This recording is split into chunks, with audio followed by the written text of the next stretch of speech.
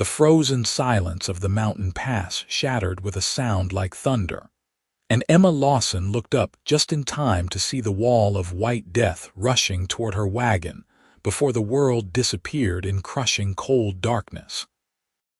5 minutes earlier, she had been carefully guiding her supply wagon through the narrow mountain trail between Bled, South Dakota, and the mining camp, 15 miles north, thinking about the warmth of the stove waiting in her small cabin and whether she had enough flour to last through the next storm. The winter of 1881 had been brutal, but Emma had learned to survive on her own after her father passed 2 years prior, leaving her the freight business he had built from nothing. At 23, she was one of the few women who ran her own operation in the Dakota Territory, and she had earned the respect of the miners and merchants through sheer determination and reliability. The avalanche had come without warning. One moment, the February afternoon was crisp and clear. The next, the entire mountainside was moving, sweeping her wagon off the trail like a child's toy. Emma had barely managed to throw herself from the driver's seat before tons of snow engulfed everything.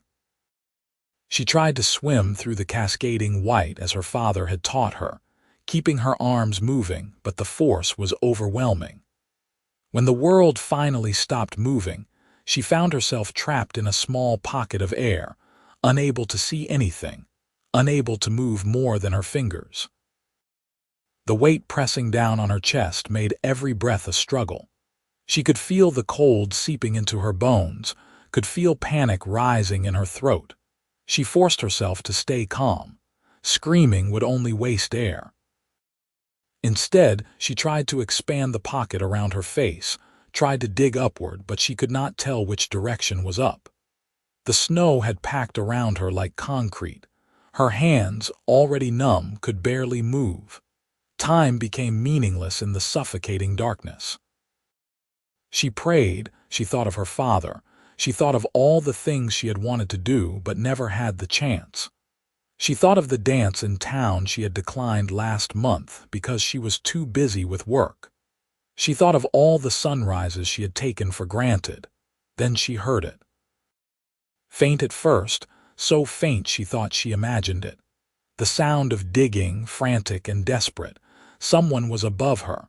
Someone was looking for her. She tried to call out but could barely produce more than a whisper. She used what little movement she had to scrape at the snow above her head, trying to make any sound that might guide her rescuer. Frank Norwood had been riding down from the mining camp when he saw the avalanche sweep across the pass.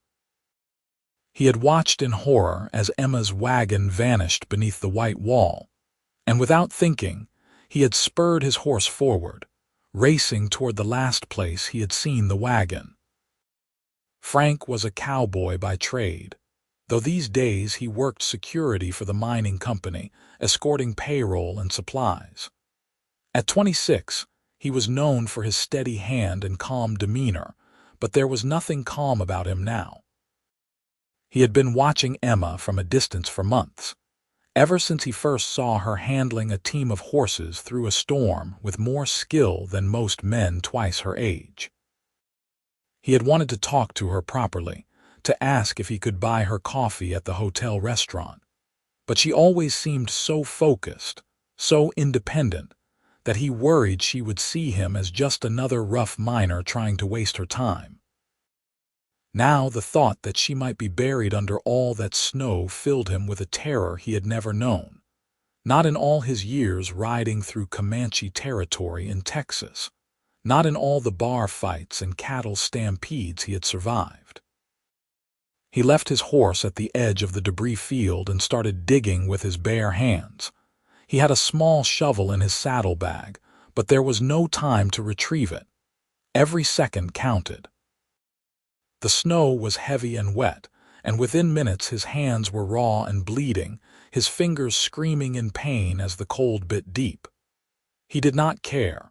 He dug like a madman, calling her name, listening for any response.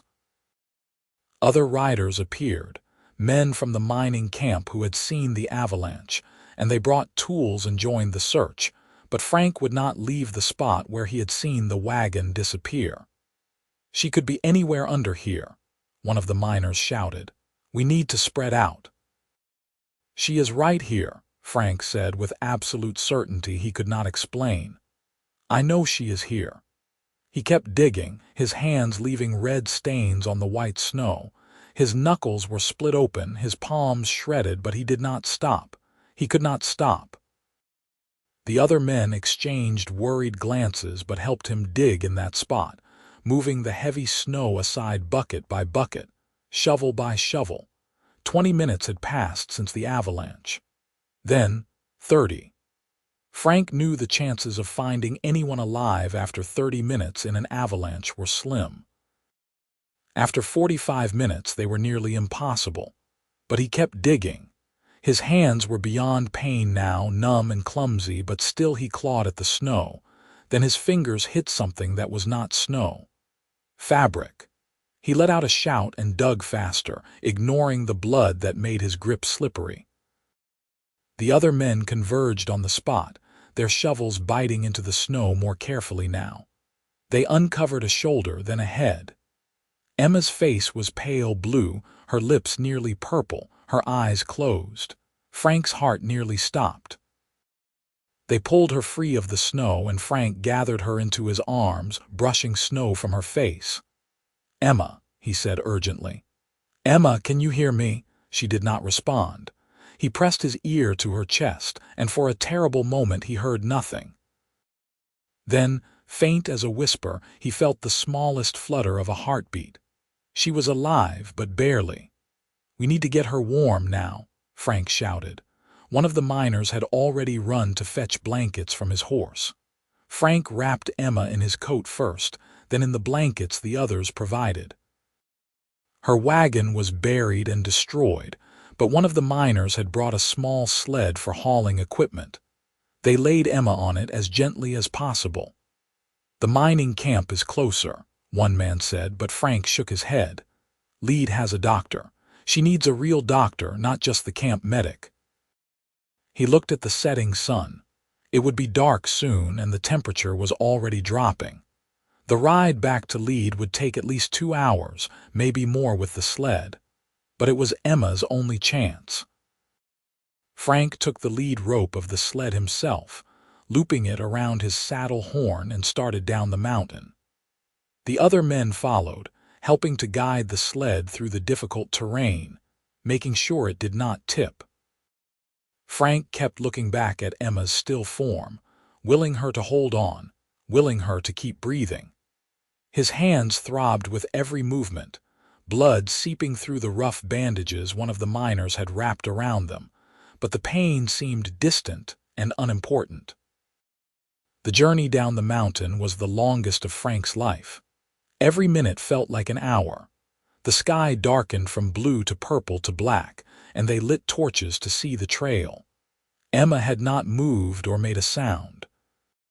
Frank kept talking to her anyway, telling her to stay with them, telling her she was going to be fine, telling her all the things he had wanted to say to her for months but had been too afraid to voice. When they finally reached Lead, it was nearly 9 o'clock at night. The town was small but prosperous thanks to the nearby gold mines, with a main street lined with businesses and a few residential streets branching off. Frank rode straight to Dr. Harrison's house, a modest white building near the church. He pounded on the door until the doctor appeared, a middle-aged man with graying hair and sharp eyes that quickly took in the situation. "Avalanche victim," Frank said quickly. "Been buried for almost an hour before we found her. She is breathing but has not woken up." Dr. Harrison immediately helped carry Emma inside to his examination room.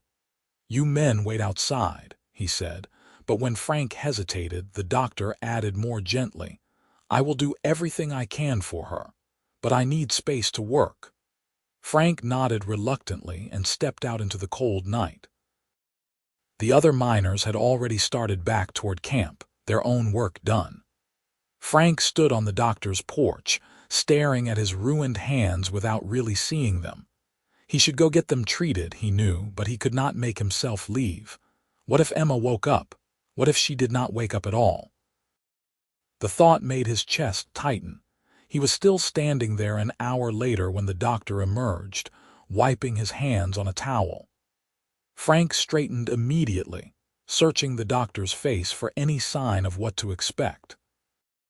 "She is alive," Dr. Harrison said, and Frank felt his knees nearly buckle with relief. "Her body temperature was dangerously low, but we have warmed her slowly and carefully. She has some frostbite on her toes and fingers, but I believe she will keep all her digits if we are lucky. She has bruising and likely some cracked ribs from the pressure of the snow. But she is breathing steadily now and her color is improving. I expect she will wake in a few hours." "Can I see her?" Frank asked. The doctor studied him for a moment, taking in Frank's bloody hands and exhausted face. "Come inside first. Let me look at those hands. You will not be any good to her if you lose your fingers to infection." Frank had no choice but to follow the doctor inside to the kitchen. Dr. Harrison lit a lamp and had Frank sit at the table while he fetched water and clean cloths. When he unwrapped the rough bandages, both men winced at what they revealed. Frank's palms were torn to ribbons, his knuckles split deep, his fingernails cracked and some missing entirely. The doctor began cleaning the wounds with gentle efficiency. "You did this digging for her?" Dr. Harrison asked. "Yes, sir." "With your bare hands? For how long?" "I do not know exactly, maybe 45 minutes, an hour." The doctor shook his head in amazement. "I have seen men lose fingers for less. You were not wearing gloves." "There was no time to think about gloves." Frank watched the doctor work, the sting of the antiseptic barely registering. "I just knew I had to find her. You must care for her a great deal." Frank was quiet for a moment. "I have never even had a real conversation with her. I have watched her around town. She is different from anyone I have ever met. Strong and capable and never backing down from anything. When I saw that Avalanche take her, I thought." He could not finish the sentence. Dr. Harrison began wrapping Frank's hands in clean bandages, working carefully. "Well, young man, you saved her life tonight. No question about that. If you had given up even 5 minutes earlier, she would not have made it. And these hands of yours, they will heal. Might have some impressive scars, but you will keep all your fingers if you keep them clean and let them rest." "Can I see her now?" Frank asked again. The doctor nodded and led him to the examination room. Emma lay on a narrow bed, covered in several layers of blankets. Her face still looked pale, but it was a human pallor now, not the deathly blue of before. Her dark hair had been dried and brushed back from her face. Her hands lay on top of the blankets, also bandaged. Frank stood in the doorway, afraid to get too close, afraid he would disturb her rest. "You can sit with her if you like," Dr. Harrison said. "In fact, I would appreciate it. I need to check on another patient across town, but I do not want to leave her alone. If she wakes, give her small sips of water. Do not let her have too much at once or try to sit up too quickly. If anything seems wrong, come fetch me immediately." Frank nodded and took a chair beside the bed. The doctor showed him where the water pitcher and cup were, then left with his medical bag. The house fell quiet except for the ticking of a clock somewhere and the soft sound of Emma's breathing. Frank watched her chest rise and fall, still half afraid she would stop breathing if he looked away. He had no idea what time it was when her eyelids finally fluttered. He leaned forward immediately, his bandaged hands gripping the arms of his chair. "Emma," he said softly. "Can you hear me?" Her eyes opened slowly, unfocused at first. She blinked several times, looking around the unfamiliar room with confusion. When her gaze landed on Frank, her brow furrowed. "Where?" Her voice came out as barely a whisper, rough and painful sounding. "You are safe," Frank said quickly. You are at Dr. Harrison's house in Lead. There was an avalanche on the mountain pass. Do you remember? Emma closed her eyes, and for a moment Frank thought she had lost consciousness again. But then she nodded slightly. The wagon. The snow. I could not breathe. Her eyes opened again, wider now, and Frank could see fear in them. My wagon. All those supplies. I cannot afford to lose. Do not worry about that now, Frank interrupted gently. All that matters is that you are alive. But the merchants who were expecting those deliveries, they will think I am unreliable. And the wagon itself, that was my father's wagon, and I. She tried to sit up and immediately gasped in pain, her hand going to her ribs. Easy, Frank said, resisting the urge to reach out and steady her with his bandaged hands. Doctor says you have some cracked ribs. You need to stay still and rest. Emma looked down at her bandaged hands, then at his. Even through the wrappings, she could see the extent of his injuries. Her eyes widened. What happened to your hands? I dug you out, Frank said simply. You dug. With your bare hands, through all that snow. She stared at him, and he saw her trying to process this information. But why would you? I do not even know you. I am Frank Norwood. I work security for the mining company. I have seen you around town. I know who you are, Emma said, but that does not explain why you would tear your hands apart for a stranger. Frank met her gaze steadily. You are not a stranger to me. And even if you had been, I could not have lived with myself if I had not tried everything to save you. Something shifted in Emma's expression, a softness that had not been there before. How long did you dig? I do not know exactly. Long enough that you did this. She gestured at his hands. You could have lost your fingers. The doctor told me that when I was waking up. I heard him talking to someone outside. He said it was a miracle the man who saved me would keep all his fingers given how much damage he did digging. My hands will heal, Frank said. I am just grateful we found you in time. Emma was quiet for a long moment, studying his face.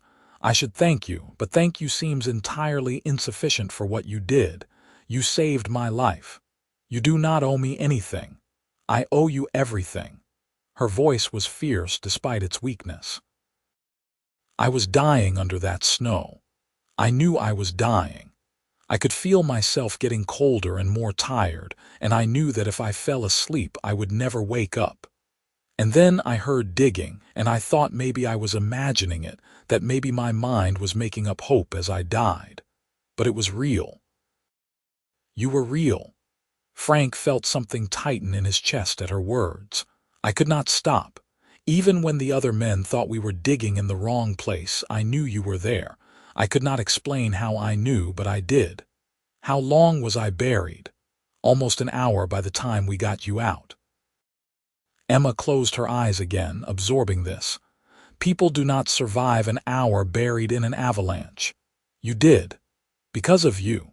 When she opened her eyes again, they were bright with unshed tears. My father used to say that the measure of a person was what they did when no one was watching, when there was nothing to gain and everything to risk. You risked your hands, your fingers, for me. That says more about your character than 1,000 conversations could. Frank felt heat rise to his face. He had never been comfortable with praise. I did what anyone would have done. No, Emma said firmly. You did what you did. Do not diminish it, please. She paused, then asked, May I see your hands? Reluctantly, Frank held them up. Even through the bandages, the extent of the damage was clear. Emma reached out with her own bandaged hand and gently touched his. The gesture was simple, but Frank felt it like a bolt of lightning through his entire body. I will never forget this, Emma said softly. As long as I live, I will never forget what you did for me today. They sat in silence for a while, her hand still resting on his. Finally, Frank remembered the doctor's instructions. You should drink some water. The doctor said small sips. He poured her a cup with clumsy fingers and helped her guide it to her lips. She drank gratefully, and he could see color continuing to return to her face. "What happened to my horses?" Emma asked suddenly. "They were pulling the wagon. Please tell me they got away." Frank hesitated. He did not want to give her bad news, but he would not lie to her either. "I do not know for certain. I did not see them in the debris, so they may have bolted before the avalanche hit. Someone from the mining camp said they would search for them in the morning."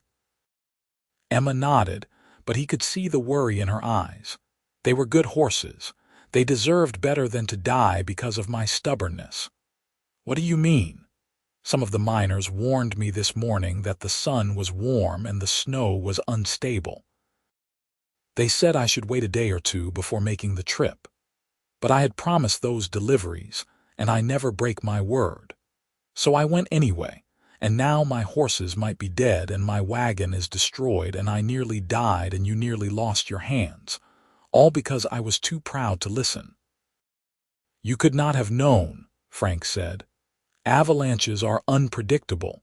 I have seen them happen on perfectly safe days and not happen on dangerous ones. This is not your fault. Tell that to the merchants who are not getting their supplies. The merchants will understand. Every person in this territory knows the risks of winter travel. And Emma, you cannot run a freight business if you are dead. Your customers need you alive more than they need any single delivery." Emma looked at him with surprise. "That is a practical way of looking at it. I am a practical man." A practical man who tears his hands to pieces digging through an avalanche. There was the smallest hint of a smile on her lips now. "I think you might be a bit more than practical, Frank Norwood." Frank felt that warmth in his chest again. He had dreamed of having a real conversation with Emma Lawson for months, and now here they were, though under the worst circumstances imaginable. Yet somehow, sitting here in the quiet of the doctor's house, watching her grow stronger with each passing minute, Frank felt more content than he had in years. They talked through the night, their conversation wandering from topic to topic. Emma told him about growing up with her father, learning the freight business from the ground up, how she had driven her first wagon at age 12 and never looked back.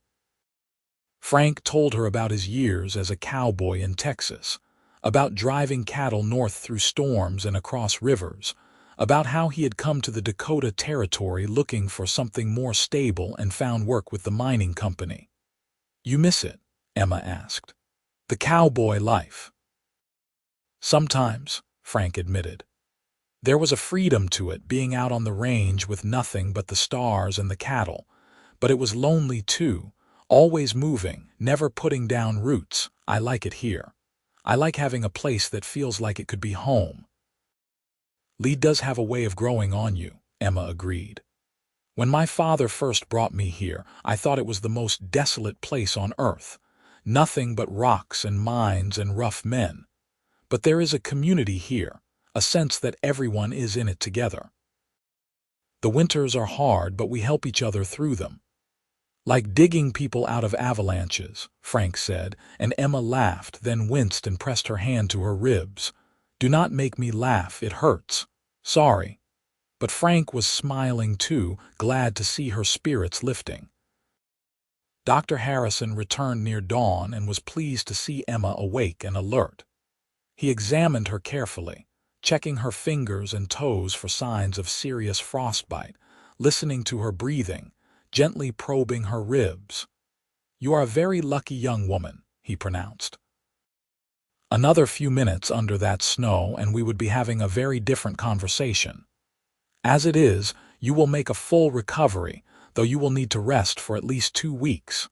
No lifting, no driving wagons, no working, just rest and heal." 2 weeks, Emma protested. "Doctor, I cannot afford to rest for 2 weeks. I have a business to run."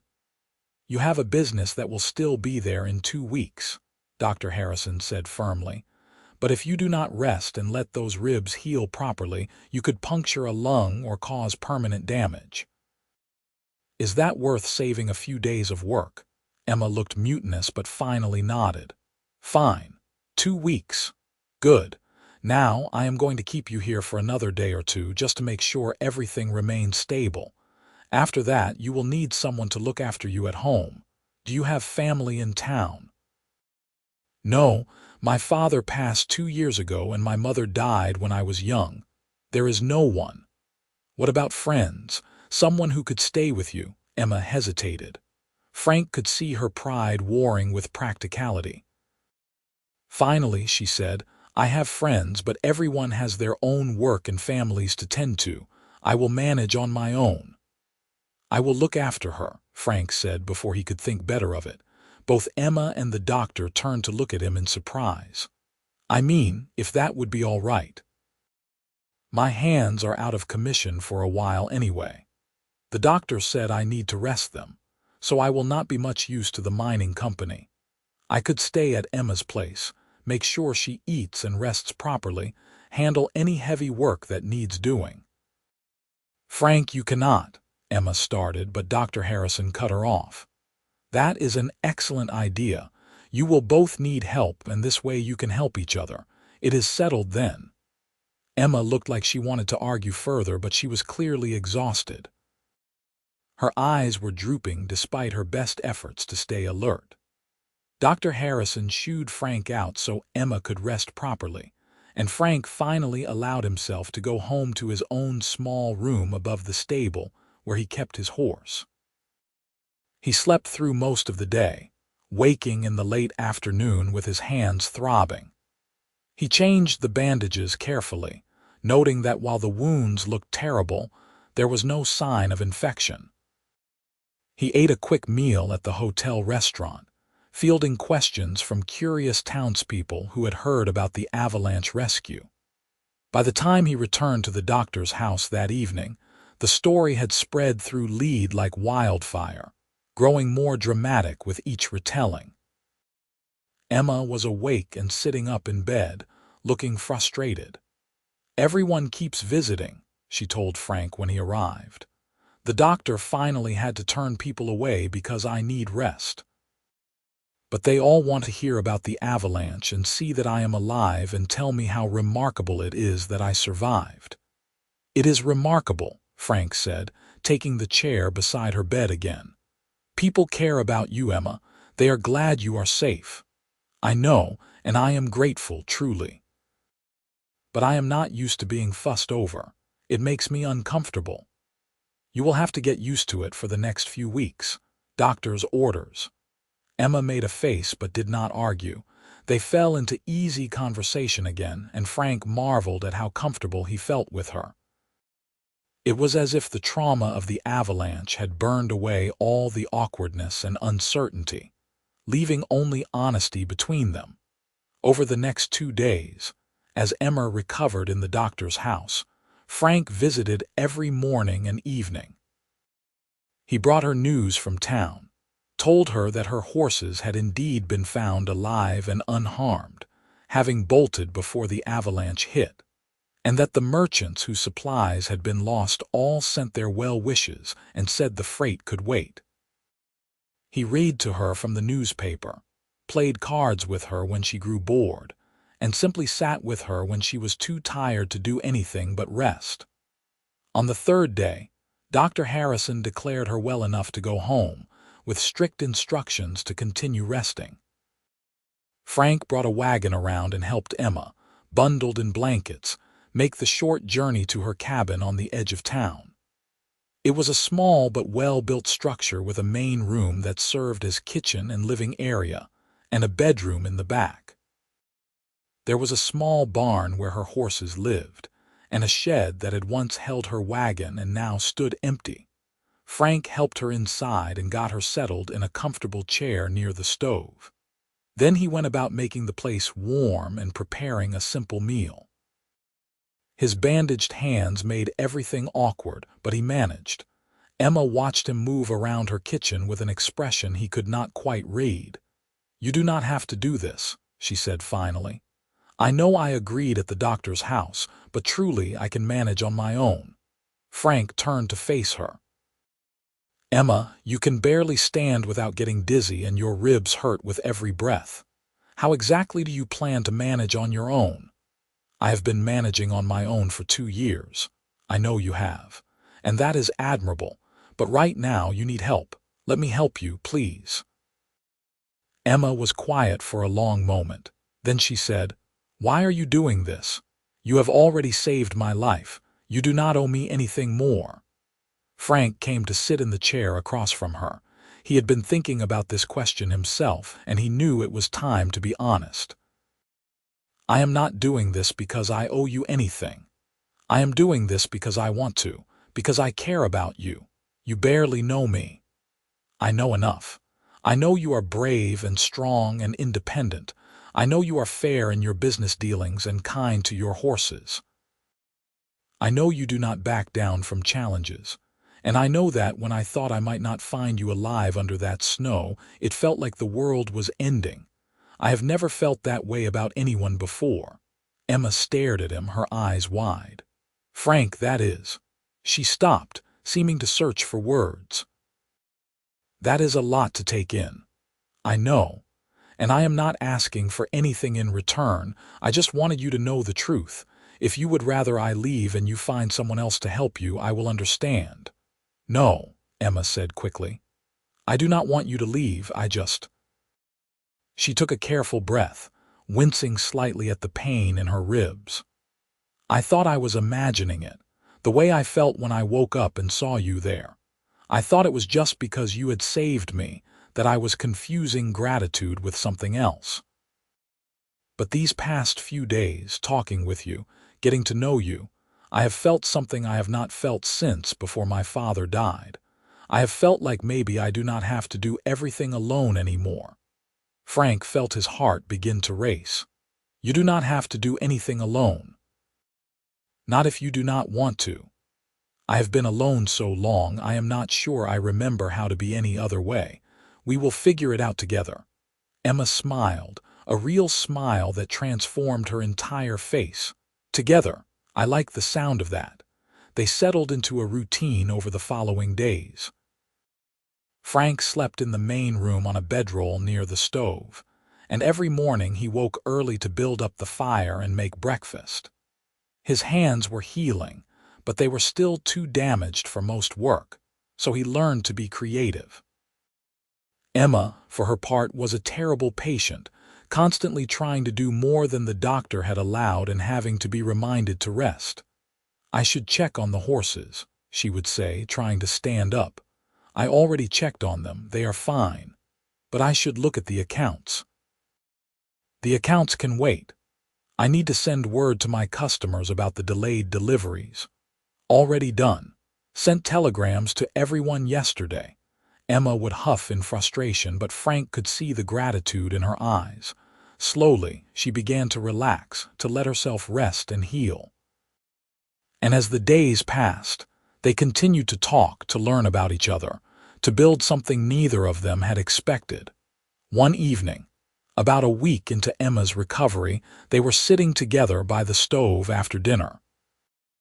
The wind howled outside, another winter storm battering the little cabin, but inside it was warm and comfortable. Frank was attempting to read with his still healing hands while Emma worked on mending a shirt with careful stitches. "Can I ask you something?" Emma said suddenly. "Of course." "When you were digging for me, when your hands were bleeding and the other men thought you were searching in the wrong place, what made you so certain I was there?" Frank set down his book and thought about the question. "I do not know if I can explain it properly. It was not logical or rational. I just felt it deep in my gut, like there was a rope connecting us, pulling me to exactly where you were. I know that sounds strange." "It does not sound strange," Emma said softly. "It sounds like fate. You believe in fate. I never did before. I always thought we made our own way in the world through hard work and determination. But how else do you explain what happened? The odds of you being on that trail at that exact moment, seeing the avalanche, being able to reach me in time, finding me under all that snow when I could have been anywhere. How do you explain any of it except as fate? Maybe, Frank said. Or maybe it was just dumb luck. Luck that your hands are destroyed. Luck that you are alive. My hands are a small price to pay for that. Emma set down her mending and looked at him directly. Do you know what I thought about when I was under the snow? When I thought I was dying? Frank shook his head.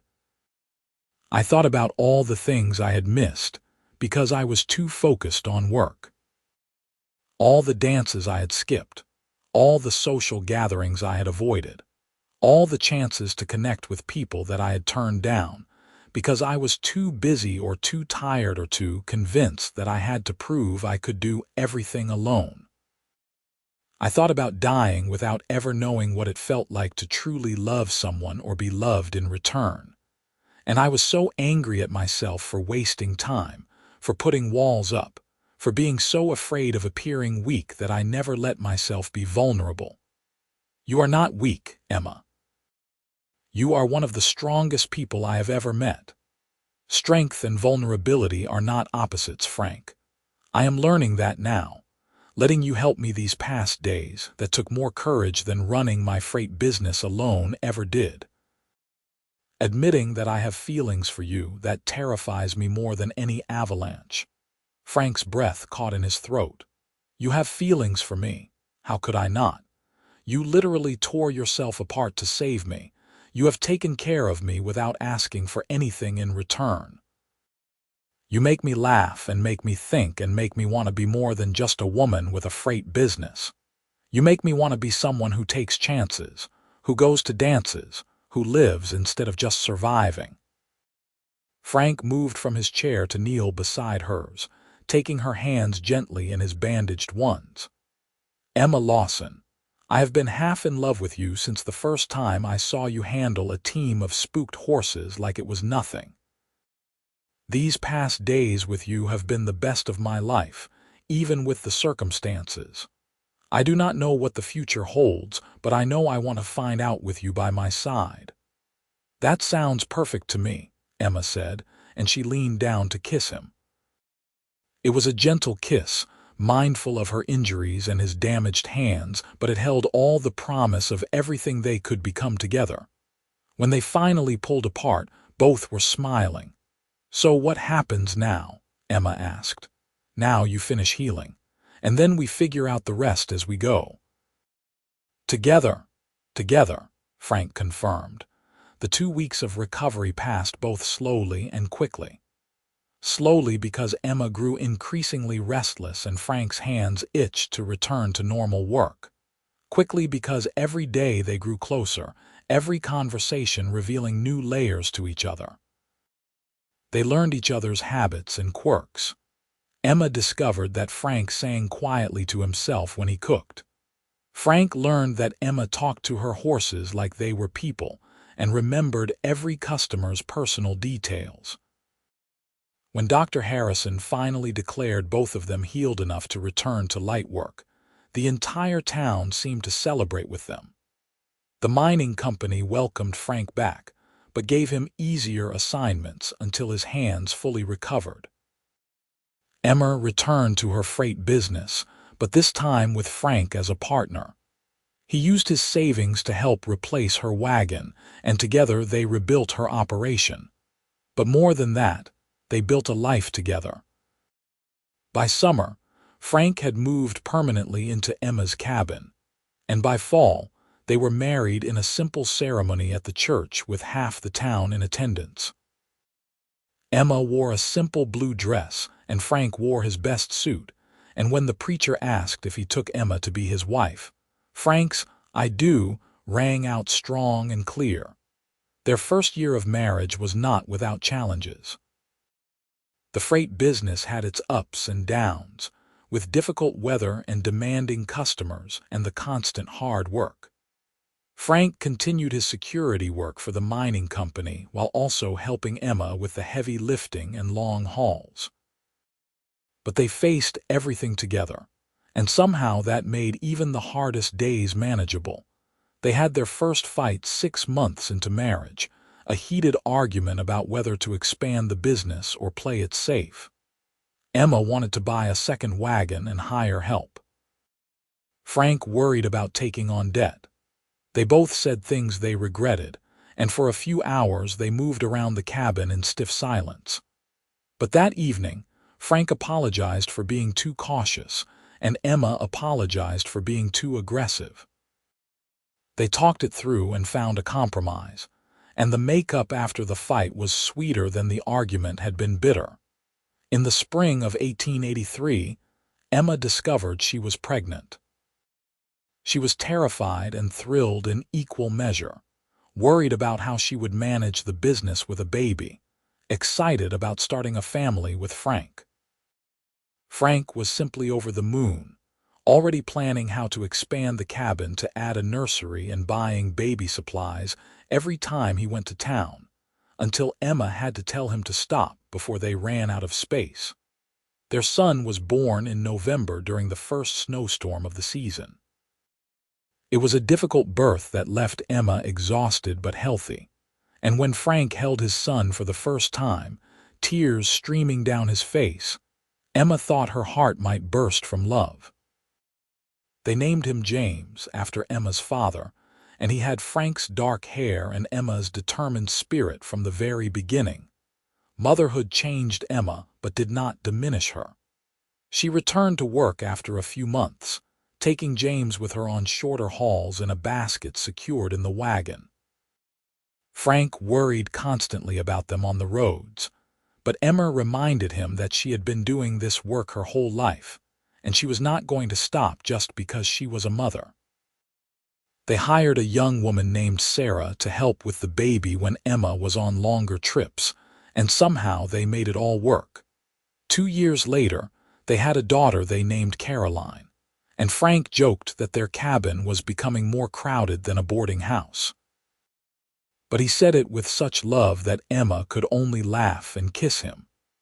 Caroline was a quieter baby than James had been, content to watch the world with solemn eyes, and she seemed to have inherited Frank's calm temperament. As the years passed, their life settled into a comfortable rhythm.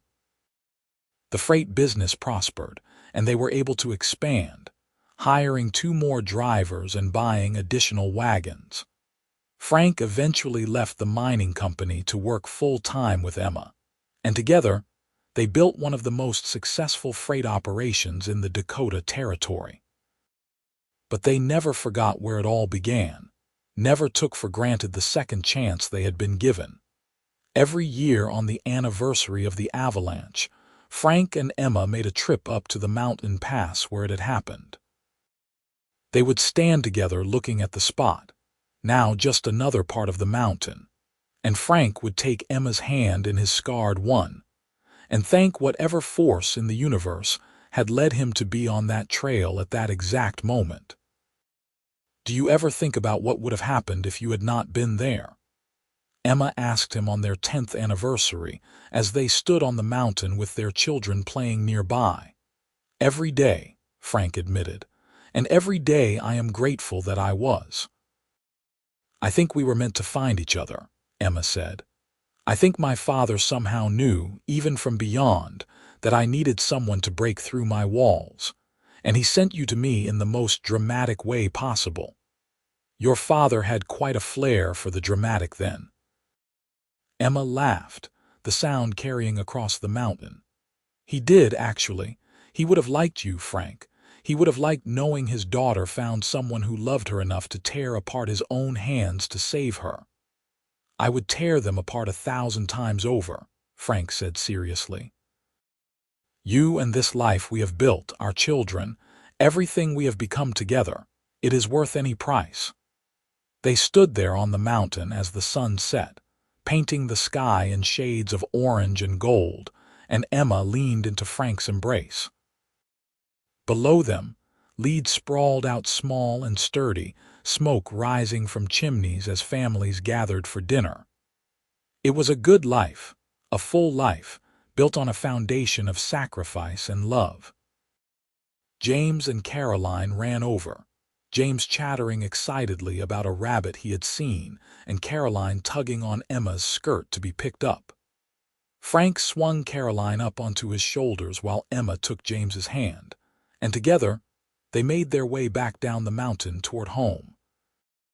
That night, after the children were asleep and the cabin was quiet, Frank and Emma sat together by the stove as they had so many times before.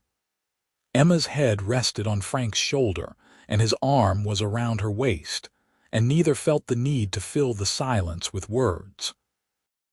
They had built something real and lasting, something that had started with terror and pain and had blossomed into joy. "You remember what you said to me that first night in the doctor's house?" Emma asked softly. "When I asked why you saved me, I said a lot of things that night. You said I was not a stranger to you, that even if I had been, you could not have lived with yourself if you had not tried everything to save me. I remember. I think that is when I started falling in love with you, not just because you saved me, but because of who you are at your core. Someone who would risk everything for another person, even a stranger. Someone with that much goodness in their heart." Frank tightened his arm around her. "You bring out the best in me, Emma. You always have. We bring out the best in each other."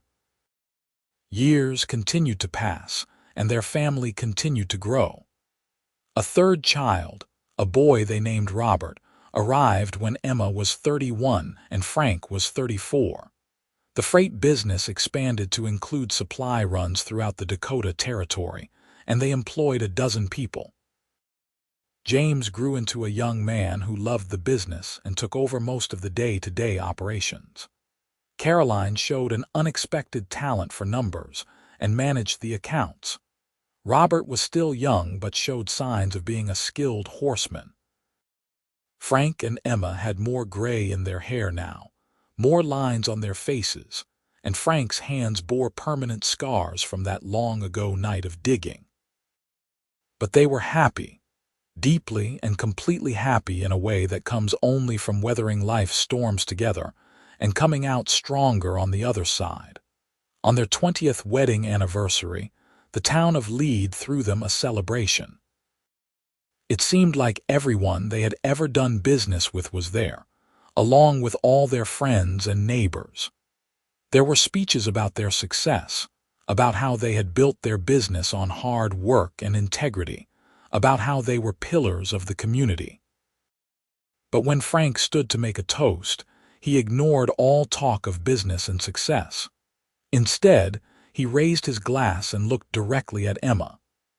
"20 years ago, I watched the love of my life disappear under an avalanche," he said, his voice carrying across the crowded room. "And I dug until my hands bled because I could not imagine a world without her in it. Every day since then has been a gift. Every morning I wake up beside her. Every evening we sit together. Every moment we share with our children. All of it is more than I ever dreamed possible. Emma, you are my partner, my best friend, my everything.